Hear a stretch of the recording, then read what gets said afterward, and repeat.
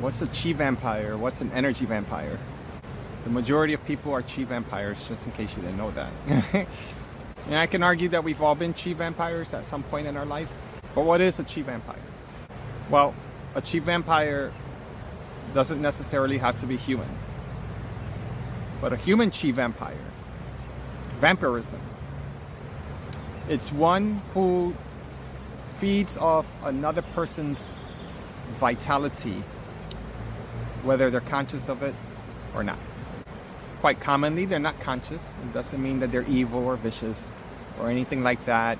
Oftentimes it's because there are unhealed traumas, such as childhood wounds, that can lead somebody to be hungry for your chi. And at the end of this video, I want to give you a litmus test to see if you or anyone around you is a chi vampire in your life.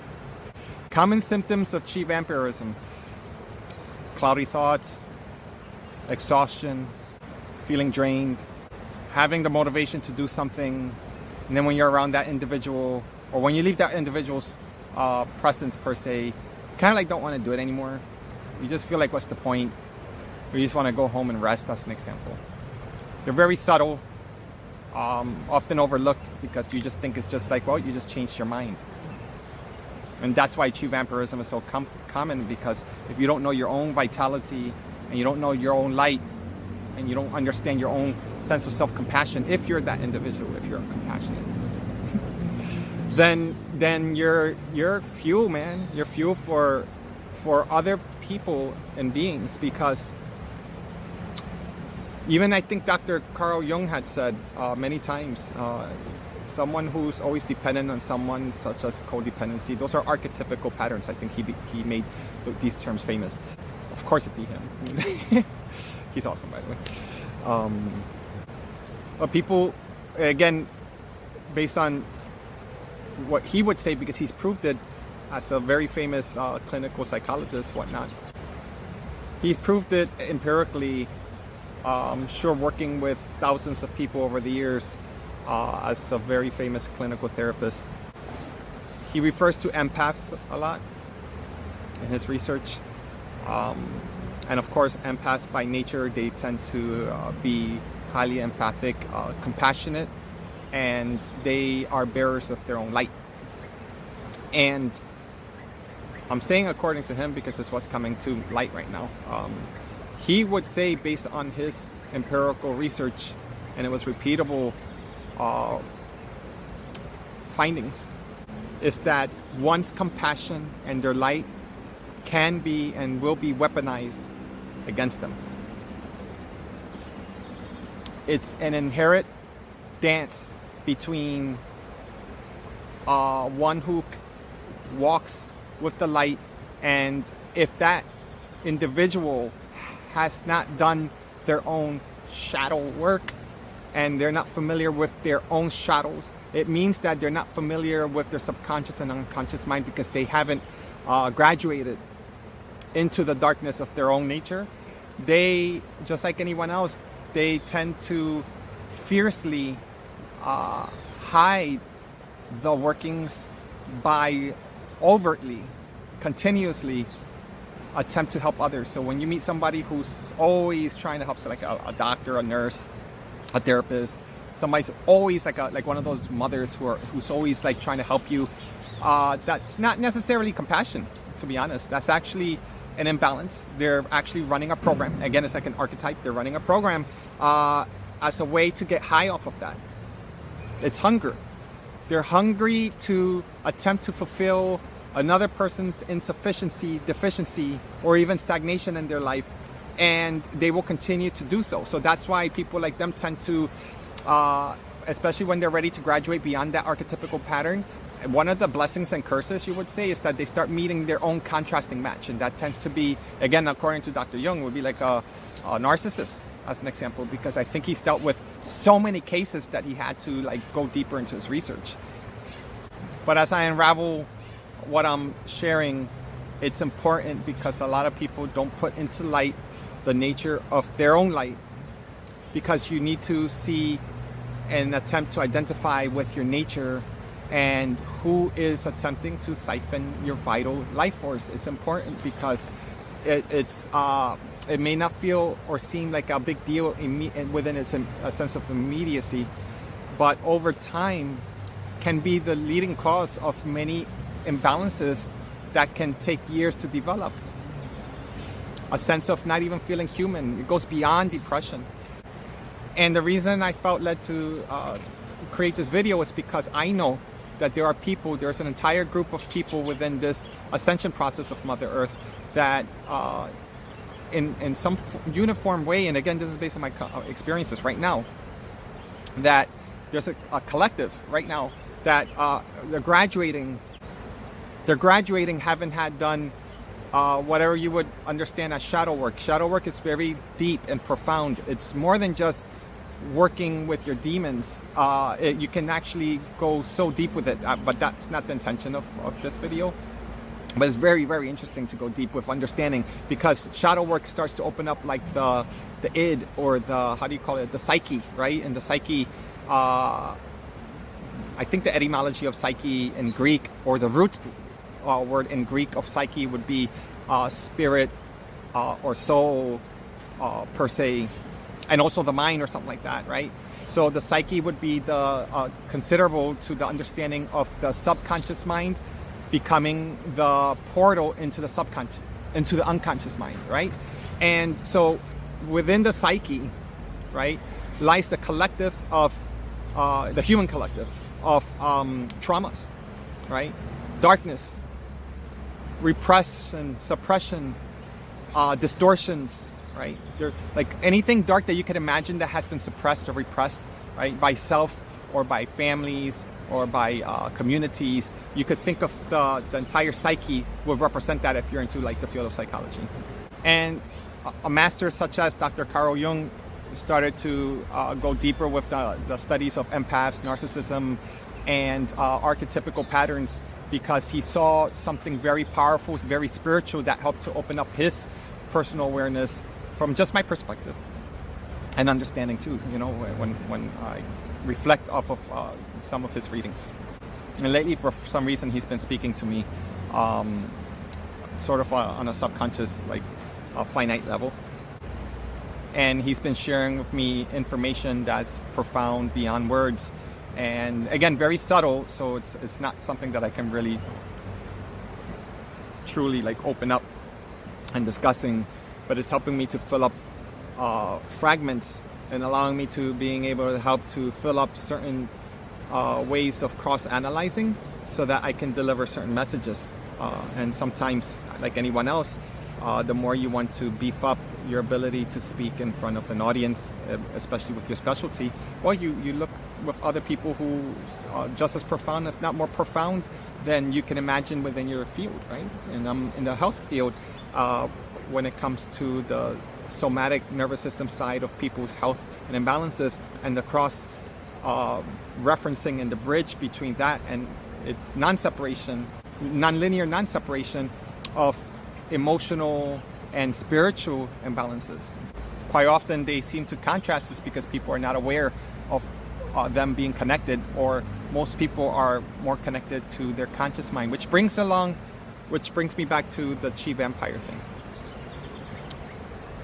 A conscious thinking mind is one who, for many reasons, refuse to invite the subconscious mind, because it's like opening up the skeletons in your closet, as an example, and you feel like you've outgrown certain things, and you're like, well, I don't need to talk about that, at least not in public. And then you push things that are unresolved into the psyche or into the subconscious mind, and each of those memories starts to develop an expression that's needed to come to the conscious mind, because your embodiment, your vessel, does not want to hold that and retain that. It will do that and will honor your timeline, but once you become this phlegm ball, a person who just never resolves it, then divine timing will always take this place, right? And these are like backup programs, so that when humans tend to lag, then these are the programs that actually start to, in a divine timely fashion, within a certain person's lifespan, will start to activate, you know, and it's always for your highest good. these unresolved traumas, suppressions, even if they're not yours. Let's say you are an empath, then you may have absorbed traumas of someone in your family, right? Your mom's, it could be someone at your job, and you do not see a separation between yours and someone else's because that's maybe one of your gifts, and you absorb it. And if you can't heal it, or you're not capable and you don't know how to work with it or alchemize it, as I mentioned in past videos, then your intelligent body doesn't know what to do with it because it was meant to be alchemized. It was meant to be transformed and transmuted, and you took it for that person. You took away that person's karma, and in a sense, their karma's still there, so you're actually like slowing down their karmic process while you're the light. I'm talking about people who are empathic and who actually walk as the light of their family. You know who I'm talking about. There's people who are just light, no matter what, even when they're at their worst. That it's not just seeing things in an optimistic point of view, but like even if they're in the worst part of their life, they are the ones that have the power to generate seemingly an entire world just because they exist. And they oftentimes don't get the credit, and they don't even think that they should be getting the credit anyway, and they wouldn't even care to. And these are the ones that are like the silent beings that walk and seemingly tirelessly, they just keep performing and being in servitude of others, as I mentioned in the beginning of this video. And these are the ones I guess I'm kind of like projecting this talk towards, because they're the ones that tend to get chief vampired the most, and for them, they think they're in servitude. You know, let's say you're feeding the poor, and you're doing it constantly for years and years and years. How much longer are you going to keep feeding the poor? The poor is going to be there infinitely. And I don't like, if I could, I'm going to feed the poor too.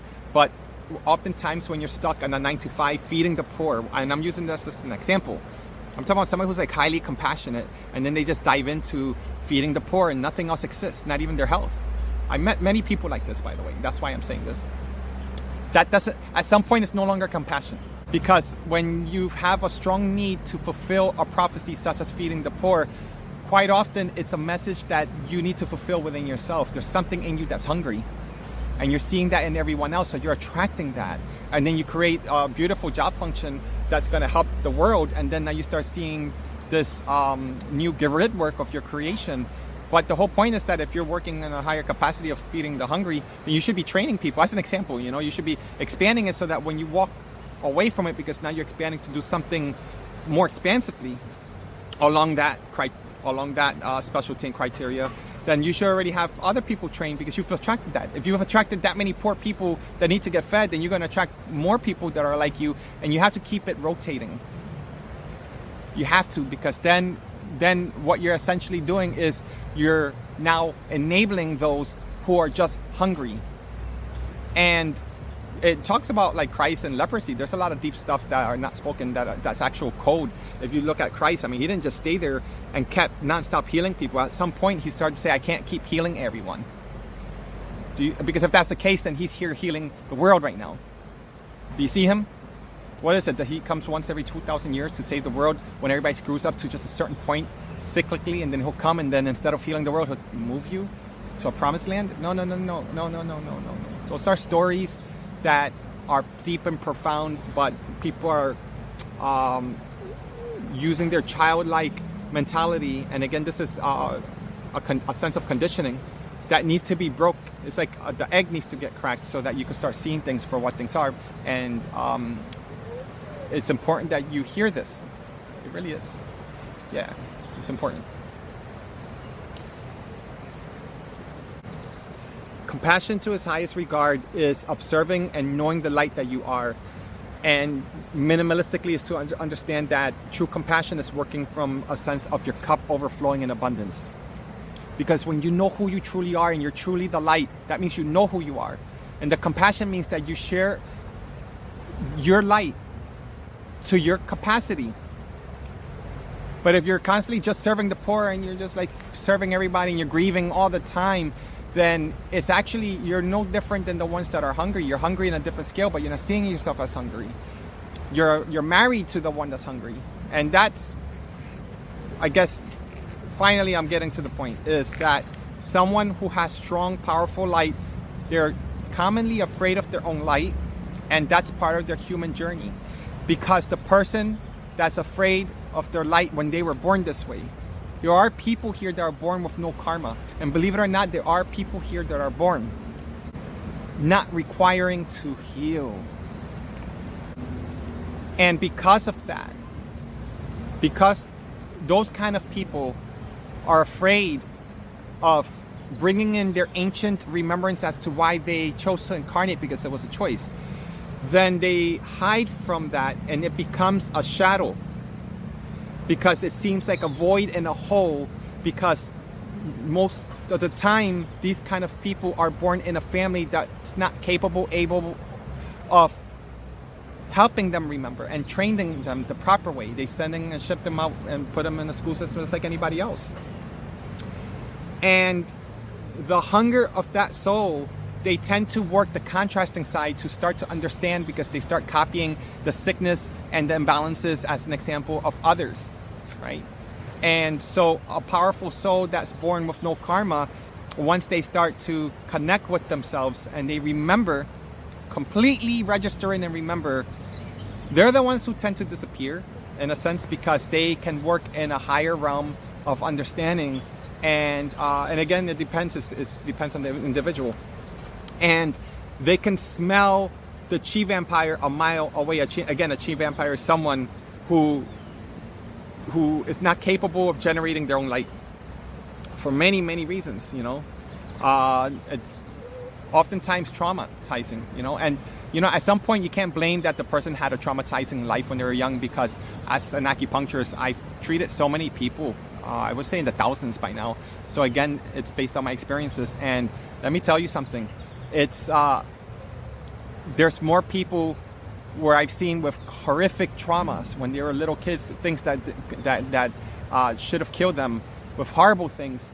And when you truly walk as the light, they could have easily just like either ended their life or stayed in the dark, because most of the time they do go in the dark, but something brings them out of the dark within them, and they walk choosing the light every single time. So when I see somebody who doesn't want to, or they say they're not capable of choosing the light, I don't believe that they're less capable. I believe that they're just choosing to stay within that realm. At this point, I'm seeing it that way with a lot of people, which is why I kind of like chose to stop treating a lot of people, or at least the majority of people, as an acupuncturist, because I will attract people who are very dark, and I will attract people that are very light, because I'm a mediator. My life path is number 5, as an example. And it's also my nature that to be kind of like, if we want to say, my nature would be like to be a master of both dark and light, to actually be a master of being good, of also being a master of understanding good and evil in this world. Because if I didn't do that, then I would have been consumed by it, because I was one that was absorbing it, And in my contrasting side, I was actually always choosing good, which gave me like a false sense of security. And I was the one who actually constantly worked in servitude. And I was the one who would light up an entire family. I don't care which family I was in. I would create a family. I could create 10 families if I need to right now. I have that kind of light in me. I do, and I can't explain it. It's just most of you who know what I'm talking about, you know what I'm talking about, I can't explain it. It's just is. And that was my demise. And my demise needed to show me that frequency, so I would attract certain experiences. And because I'm strong-minded, I would probably have to attract them for a long, long time. And until I met my match energetically, my complete contrasting match, as an example, with life and whatnot, my egg wouldn't have cracked.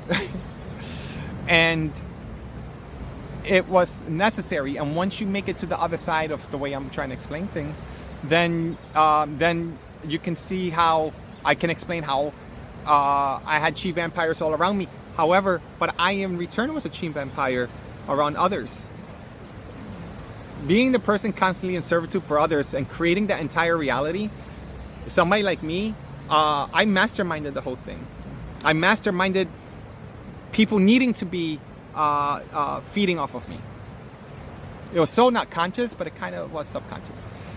And it felt normal. I actually felt like that's what a man is supposed to do. And it's an actual archetype. There's an actual program that's dismantling. And for whatever reason, I needed to take upon that archetype so that I can dismantle it the way it needed to, so that sends the message and it starts to re-encode my reality into the collective. And the collective in relationship to this video would be the psyche. So understand that you're so powerful that everything that you do consciously or unconsciously impacts incrementally different variables, yes, but incrementally impacts the entire universe. Litmus test. This is an example I used to use when I was like young in acupuncture school, when I started to add 1 + 1 when it came to these kind of conversations. Repeatable too. So this is just an example. Let's say you're hanging out with your friends and you go male, female, it doesn't matter, you know, you're hanging out with your friends, and every other Tuesday night, you know, you're with your besties and you go to this club or this bar or this lounge, as an example, you know, and you guys like really enjoy each other's company, and you've been doing it for years, you know, it could be lifelong friends, whatever the case is. And one day you start to have, I don't want to say an awakening, but life starts to shift on you and you become more conscious, right? And you start to that one Tuesday comes along and something changes for the first time in years, and something tells you that you really don't want to go. It has nothing to do with your friends, because they're like excited to see you and you're just as excited to see them, but something in you says, I don't want to go, right? And then you say to them this one time, say, listen, you know, something's come up, just like shifts happening in my mind. I'll take a rain check. Maybe the following week I'll let you know. And they're like, come on, Samantha, I don't know, making up a name. Come on, we'll talk about it there. And you tell them, let's say you're not at a place where you want to tell them because you're trying to make sense out of it and you need to root this because this is pretty deep and profound for you. It could be like serious spiritual stuff. And you don't feel the need to tell anyone. This is something that you just want for yourself. And you may not even be that conscious, but you want to do this. And put time into for yourself. And maybe do nothing, but you don't want to go there that day. And you tell them that without explanation. Say, listen, I'll tell you when it makes sense to me. I promise. That's your Modi. But right now I need to cancel. But I'll get back to you once I'm able to. That's it right there. That's the test. I don't care who it is. When they start pulling, if or when they start pulling, and they say, come on, you're gonna love it, just 1 hour, then not in a good or bad way, but actually they're more chi vampires than they're your friends. If it's happening to you. And again, you could have been the one doing it to them because you became like this one big biosphere unit, but now you're breaking out of that because now you're graduating. You're not graduating from them. You're graduating from the energetics that you were creating. You're co-creating with them. And it may mean that you're graduating and they're going to follow. They're going to actually ascend with you. Who knows? But you need to be the first one to graduate because you're the one who's having this scenario. You. And when you start doing that, that's when you start to see energies that you used to feed. You.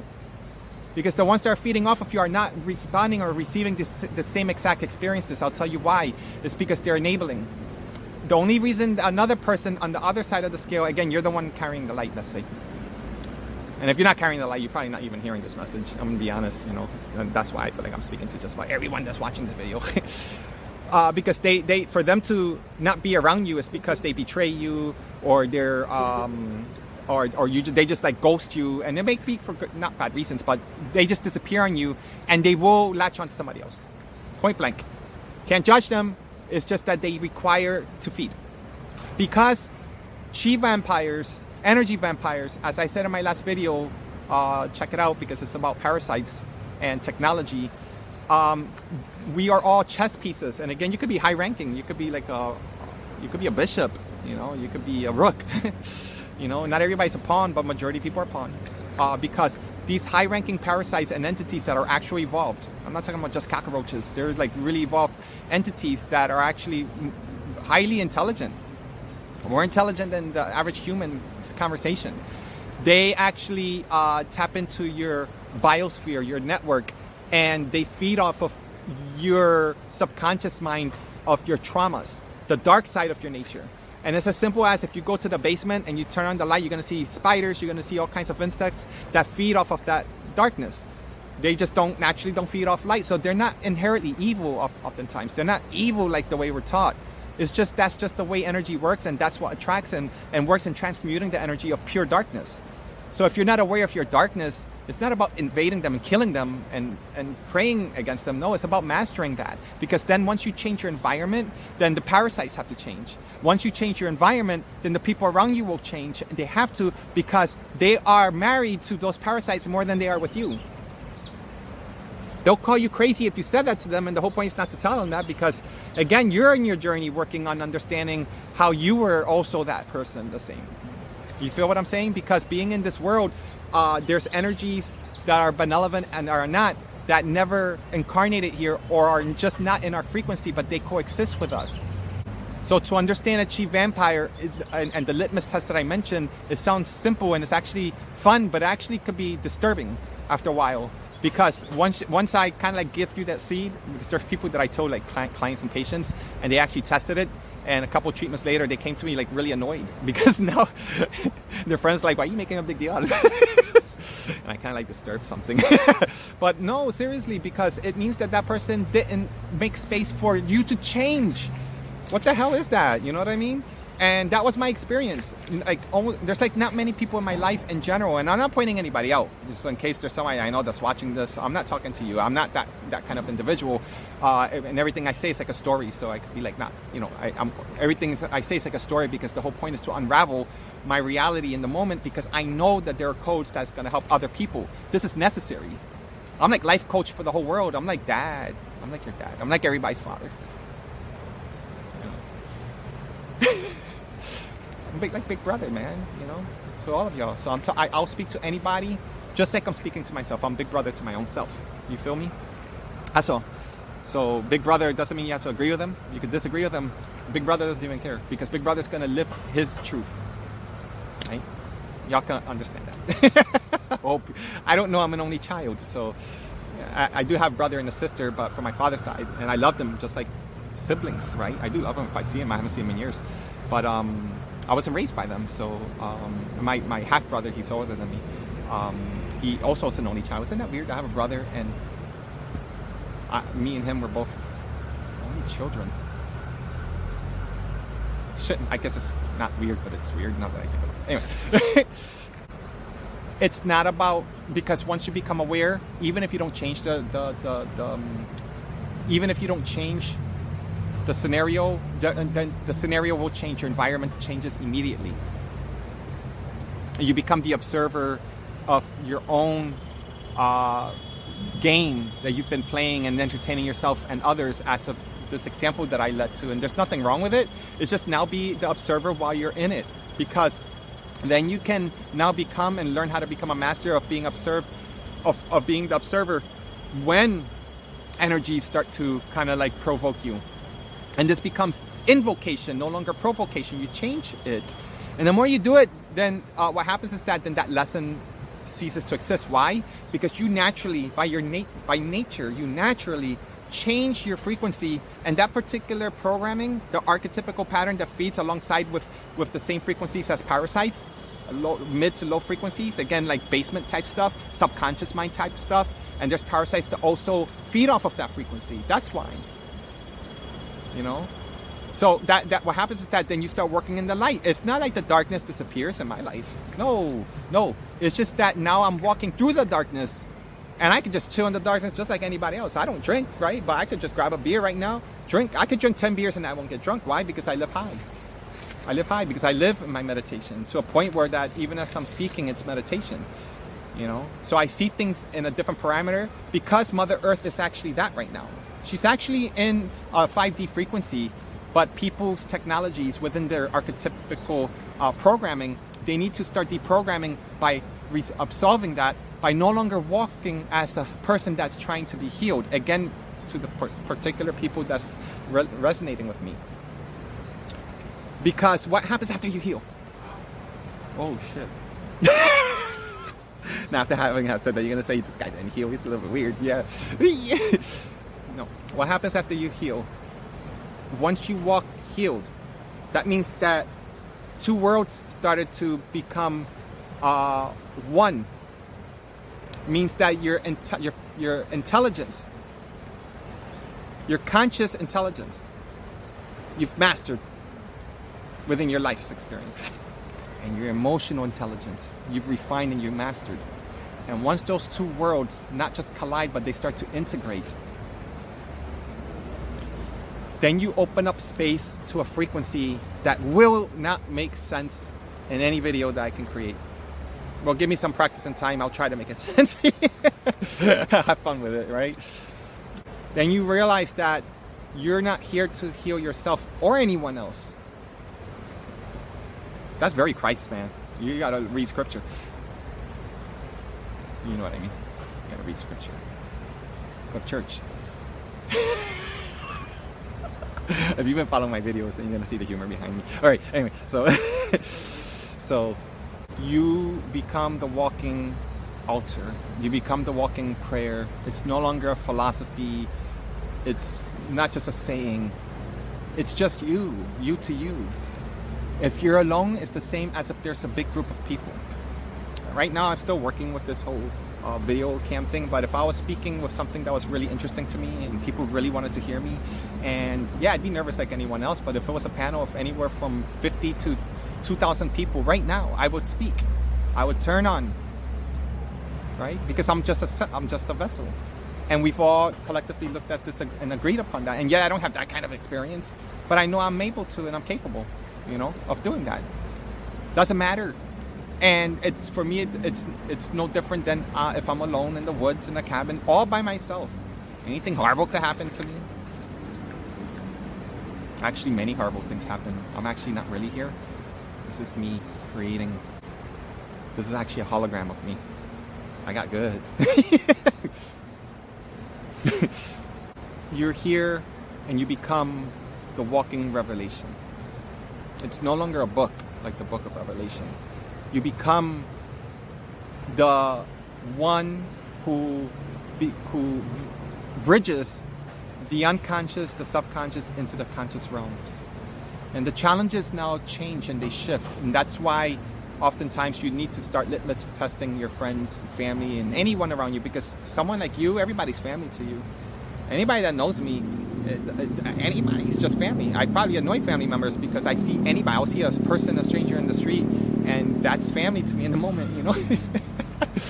You know. And if somebody didn't see me, they'll think I'm a weirdo, you know. And I think commonly people would want to kind of like stifle me.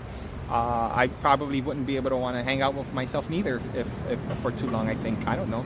I'm like the only one that can deal with myself because it's freeing. It's not about no rules. It's about that. I mean, just a couple hours ago, a freaking, isn't this crazy? A purple stone. I had to Google it because I didn't know what it was. A purple stone centipede, because it was like this illuminating purple that looked indigo-like. And I was like, oh my gosh, message from the angels. And I thought it died. It came to me, to my foot, and then it curled. And so I wanted to look at it. I wanted to Google it because I saw it purple. I've never seen a purple one. And I mean, I'm gonna share this because this is, again, this is bigger. There's always a bigger picture, but I started to cry because for a second, I wasn't sure if it died, but I felt so grateful that if that centipede died, that it sought solace for a second with me or wanted to communicate with me. And I saw myself being the centipede and saying I waited my whole life. I know it sounds weird, but I waited my whole life to meet Marcus at that junction in that moment. And now I can rest.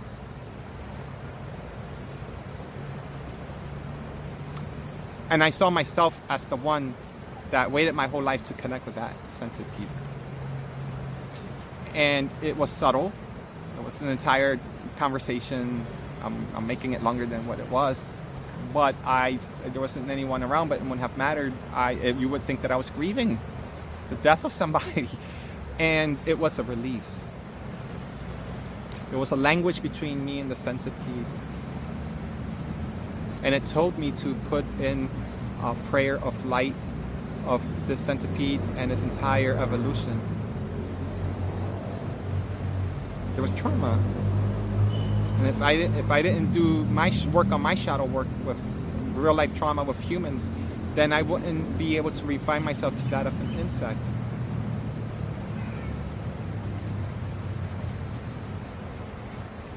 So for all life to matter that way, You have to matter that way. You have to be kind to yourself.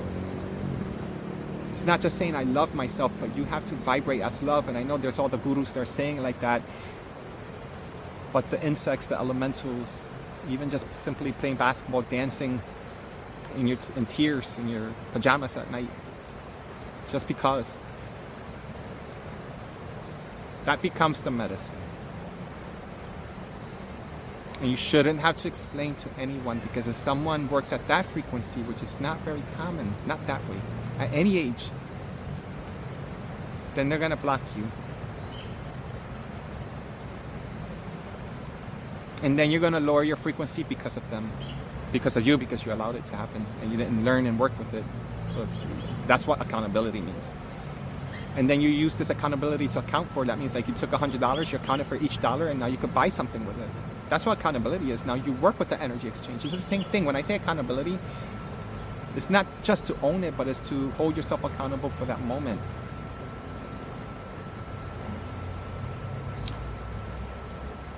But that right there, if I allowed anyone to change my frequency that way, I would never have connected with the most beautiful day today with a purple stone centipede. Isn't that cool? I've never heard of that. For all y'all chi vampires out there, I know you, because I was you. I was trying to make a light video, man. I was trying to make it like 5 minutes. Man. Alright, so whatever. I'll edit the best I can. Whatever. It is what it is. I love y'all.